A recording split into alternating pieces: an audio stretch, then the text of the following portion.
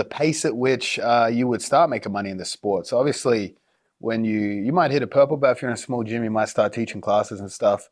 You would be shocked at how little money you might get paid to teach a class. You might not even get paid to teach. Some people just want to teach because it gives you access to the clients in which you can sell private lessons to. But a lot of these gyms, they might not pay up and comers to teach because they'll offer them free membership in exchange for those classes. But there's black belt world champions out there that'll make $25 a class. At our gym, we have a broad range of payment structures. We pay people up to $75 a class, which although Reddit doesn't think it's good, that's fucking good for an instructor to get paid $75 a class. But to emphasize this, there's no future in your career unless you open your own gym, run your own business. You will never be comfortable, make enough money to live in this sport if you just work for someone else. It works well in the short term because you can teach, you can make enough money to live, and you will not have to deal with all the stresses of being the boss of the gym and stuff. Running a gym is horrible. Dealing with you people is fucking horrible. Sometimes it might be better to take a pay cut and just teach classes. Less stress involved, but again, you will never make any real money if you're doing that. Private lessons. If you're a nobody purple belt, you might make $50 a private, and you might have to give 25% of that back to the gym owner to pay overheads. Again, if your gym owner likes you, we might not make you do that. But again, a lot of people do. B team, we don't take any cut of our guys' privates. We leave it all to them. We rob them in other ways they wouldn't even begin to understand. But again, some of these private lessons will range up. For me, $1,000 plus, sometimes $1,500, sometimes $2,000. Depends how tired I am that day. Depends how energized you are. Depends on what you want to do with me in that private. I feel like a high price escort sometimes. You know, you book me for the hour. I cannot wait for 10. I cannot wait to wash your sweat off me when the hour's up. I have to pretend to be super kind throughout the private. Basically, a private lesson with a black belt is going to be like you're paying for a high price escort, you know?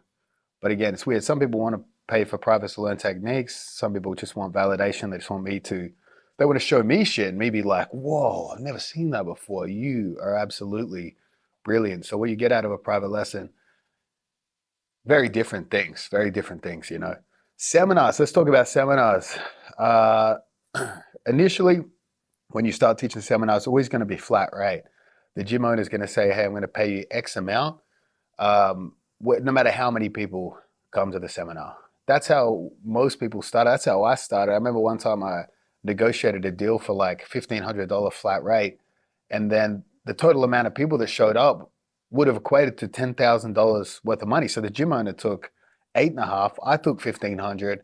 That was the end of the road for me where I said, hey, we're not doing this anymore. No more flat rate seminars, always doing a split. For me, it's usually a 90-10 split. I'm confident I would sell out a seminar. So I negotiate a 90-10 split and I pay for my own expenses. I give the gym owner 10% just so they can make a little offer. You know what I mean? Obviously, some gym owners want you to come out just because it brings good marketing to their gym, gives people awareness that their gym actually exists.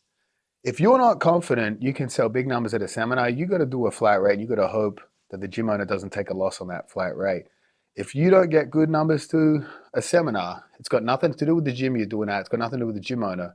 You should be able to market your own seminars. You should be confident that people know who you are. They want to come to a seminar. If you can't sell 10, 15 people, if you can't convince 10, 15 people to come to your seminar, you probably shouldn't be doing seminars. That's more of a group private type of thing, you know? But in terms of profits, I've had seminars, single day seminars where I've made over $25,000, $30,000, single day seminars that are around the $10,000 mark. Again, if you don't do them often and you pump them up, you blow them up, you set up an Eventbrite, it's easy for people to book. Again, these should be easy for people to book. Get with the times, set up an online page where they can buy a ticket, it has all the details there. If the seminars are posted that says contact the gym owner to buy a ticket, what are you doing? Who's doing that? You know what I mean? Take it away from the gym owner. You do it all yourself. But the money to be made off seminars are good. But again, it's inefficient use of your time because you go teach a seminar. That's the money you make for that amount of time. That doesn't change. Now let's talk about the biggest money makers in the sport. most guys will probably start with a subscription model, you know, like you're going to start with a Patreon, something like that. That's going to cross the bridge before you hit the peak of BJJ Fanatics. But when you do these subscription models, obviously they're going to take a cut. They might take 20%.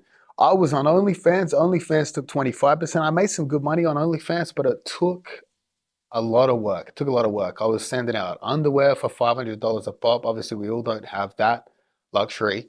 We had to stop that, unfortunately, when a guy was asking for some certain type of stains on that underwear. It started to get me worried. But even on OnlyFans, I was sending out videos where I would slander, I would shit talk people's training partners and stuff. That was a good cash cow on there. But again, most people are going to use subscription model services like Patreon to release technique videos. They're going to release them over time. I know Jason Rao does this. Levi Jones-Leary does this.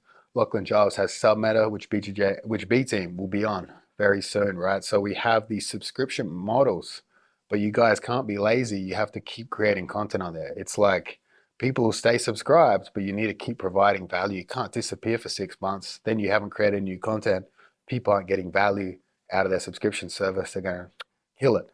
Now, the peak money maker for all jiu-jitsu athletes, thank you, Michael Zanga, thank you, Bernardo Feria, is BJJ Fanatics. Now, BJJ Fanatics, you could make fucking no money, or you could make incredible money.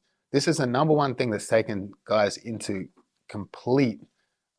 they completely changed their life. You know what I mean? Like before BJJ Fanatics for me, I was just doing seminars, 75, 85 seminars a year, killing myself. But obviously, like I said, now I can film for 2 days. That product can continue to make me money forever. It's an easier way for people to learn. They don't have to travel to a seminar. They can have the product and they can watch it as many times they want, wherever they want. But BJJ Fanatics is huge. But again, people buy instructionals to solve a problem. So you need to think of a way to create a product that solves a problem. So it might be fundamentals. It might be a position that's new that people are unfamiliar with that you can sort of provide some cutting edge answers on. But again, remember who does jiu-jitsu? Over 35-year-old, lonely, semi-chubby white guys. That's the cream of the crop for the jiu-jitsu instructional market. So obviously, if you're going to be teaching insanely difficult high-level movements, that instructional is not going to sell massively. You want something that everyone can do, and you want to explain it in a way that everyone can understand. If you can provide products like that, people are really going to take notice. And again, if you have some basic ability to speak, a lot of people in jiu-jitsu can't even have a conversation with one another, let alone speak to a camera and convey a message in a way that's well thought out, detailed. A lot of jiu-jitsu guys dropped out of school, didn't go to college and university, you know, they don't have a great grasp of the English language. Some of the best sellers, you might say, have too good a grasp of the English language. We're hitting the fucking dictionary throughout these products. Again, there's probably a right balance there. But guys, BJJ Fanatics is a big cash cow. You could make, I know guys that make $2,000 to $4,000 a month off that. Some months, I know guys that are taking $150,000, $200,000 plus per month just off instructionals alone. So I think people underestimate how much money there is to be made, how big the sport is growing. It is a participant sport. People watch MMA.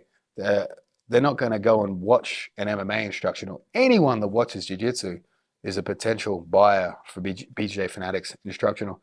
Some guys buy them and don't even watch them. They like to say they have them.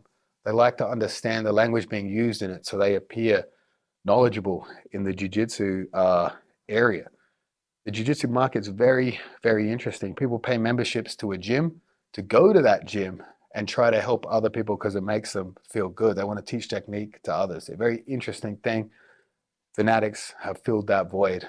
People are buying instructionals like crazy. We're in the gold rush. Hopefully it lasts forever. But guys, that's the peak of jiu-jitsu money making as an athlete. But again, we can't forget, we got Gracie Barra, we got 10th Planet. I have to imagine those owners of those affiliations owning that school network.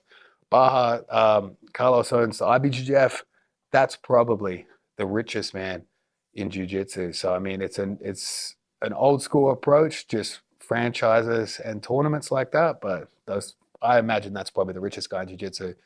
I would love to cash out, do something like that. But for now, I'll keep peddling these instructionals.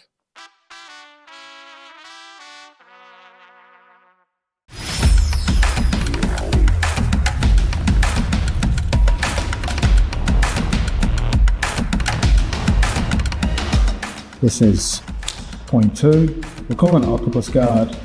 Across the board, I don't want you to think of it as a guard. It's not a guard, it's not a closed guard, it's not a half guard.